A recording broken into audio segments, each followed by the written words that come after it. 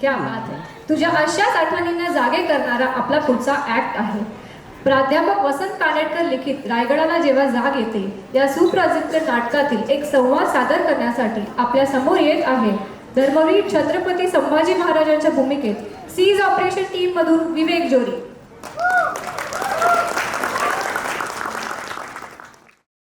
ग्रहांचीच आमच्यावर वक्रदृष्टी झाली. आज नव्हे तर आमच्या जन्मापासून आमची जन्मदात्री आई आम्हाला पाळण्यातच टाकून गेली. थोरल्या मासाहेबांची पाखर तर आम्हाला जाणण्यापूर्वीच तुटून पडली. आणि आबासाहेबांची तर आमच्यावर जन्मापासून गैरमर्जी. तरीही महाराजांची आमच्यावर माया नाही, हा आमचा केवळ समज आहे असं आपण मानता. समज? युवराजनी तुम्ही थोरा मोठ्या घरी जन्मला, माता पित्यांच्या मांडीवर आजवर लाडानं वाढला. या रायगडावर आजवर आबासाहेबांच्या लाडक्या सुनबाई म्हणून थाटामाटानं वावरला. परंतु आमच्या दुखऱ्या मनाची दर्दभरी कहाणी तुम्हाला नाही कळायची. आजही आम्हाला आठवतोय तो आबासाहेबांच्या डोळ्यातला धाक. आजही आमच्या मनावर कोरली त्यांच्या ओठांवरील सुन्न झरप. आजही आमच्या पोटात कालवतोय त्यांचं छत्र, त्यांचं सिंहासन, त्यांची राजमुद्रा.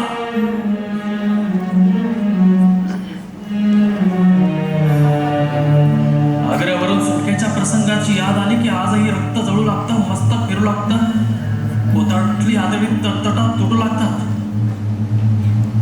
एक 8 वर्षांचा एवढासा कोवळा पोर महाराजांपाठोपाठ राणावण्यातून दौडताना आम्हाला आजही स्पष्ट दिसतोय. अंगात ज्वर भरला, पायाला टरटरून फोड आले तरी हू नाही का चू नाही. अपरात्री मथुरेला एका ब्राह्मणाच्या घरी मुक्काम पडला. तेव्हा सल्ला देताना निळाजीपंत सांगतात, महाराज इथून सही सलामत सुटायचं असेल तर युवराजांना इथंच मागं टाकून दौड केली पाहिजे. आज घरात ग्लानी येऊन तळमळत पडलेला पोर ते शब्द ऐकतो आणि धडपडत उठून तसा बाहेर जातो. आबासाहेबांच्या कमरेला घट्ट मिठी मारतो आणि ओरडतो, आबासाहेब, आबासाहेब, तुम्ही आम्हाला एकट्याला टाकून नाही नाव जाणार. आबासाहेब एक शब्द बोलत नाहीत. आमच्या एवढ्याशा हातांची मिठी ते आपल्या पोलादी बोटांनी सहज सोडवतात आणि माझघराकडे बोट दाखवतात.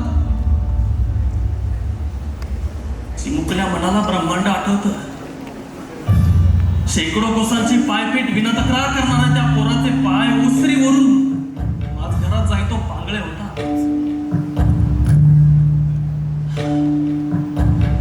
महाराज त्या रात्री निघून जातात, न भेटता न बोलता. युवराजनी एकच सवाल पुसतो, आम्ही आमच्या पुत्राचे ऐसे वागतो तर आपण आमची संभावना कशी केली असती. महाराज छत्रपती आहेत हे समाज बजावणार आहात ना, पण हे पश्चात छानपणाचे बोल आम्ही आमच्या दुखऱ्या मनाला काही का सुनावले.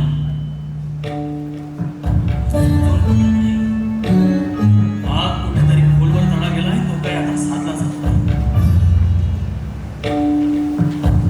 जे बोलायला नको होतं ते आम्ही बोलून गेलो. पण इथून पुढे किमान तुम्ही तरी महाराजांच्या पराक्रमाच्या गोष्टी आम्हाला सुचत जाऊ.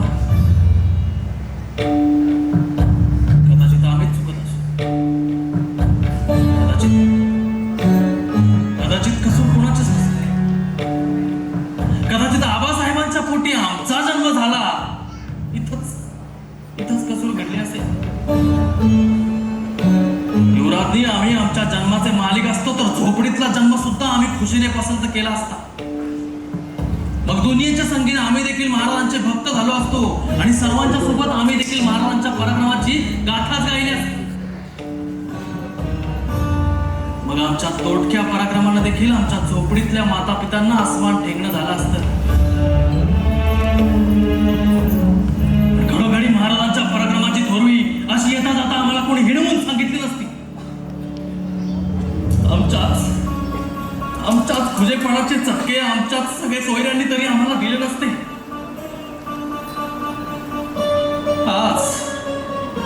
आज आमच्या पाठीशी हेलावतोय प्रचंड महासागर आणि आम्ही